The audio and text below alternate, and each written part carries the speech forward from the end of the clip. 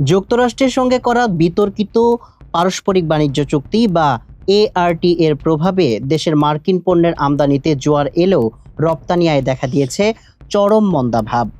জাতীয় রাজস্ব বোর্ডের তথ্য অনুযায়ী চলতি বছরের প্রথম 4 মাসেই যুক্তরাষ্ট্র থেকে আমদানি গত বছরের তুলনায় 101% বেড়ে দাঁড়িয়েছে 19,104 কোটি টাকায়।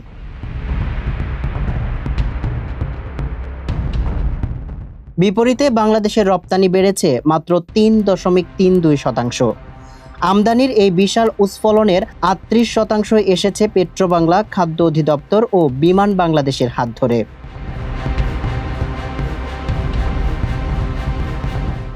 গত 9 ফেব্রুয়ারি নির্বাচনের ঠিক আগ মুহূর্তে স্বাক্ষরিত এই চুক্তির অধীনে বাংলাদেশের 4,500টি মার্কিন পণ্যের শুল্ক তুলে নিতে রাজি হয়েছে, যার ফলে গত বছর কোনো এলএনজি বা গম আমদানি না হলেও এবার কয়েক হাজার কোটি টাকার বাজার পেয়েছে যুক্তরাষ্ট্র।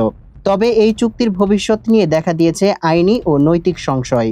অর্থনীতিবিদ মইনুল ইসলাম উদ্বেগ প্রকাশ করে জানিয়েছেন, চুক্তিতে বাংলাদেশের প্রাপ্তি অত্যন্ত সীমিত এবং এটি মূলত মার্কিন স্বার্থ রক্ষার হাতিয়ার।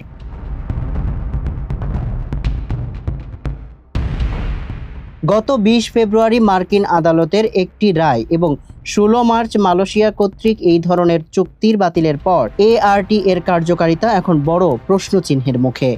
তা সত্ত্বেও এর মধ্যে বোয়িং থেকে 14টি উড়োজাহাজ কেনার বড় চুক্তি করেছে বিমান বাংলাদেশ।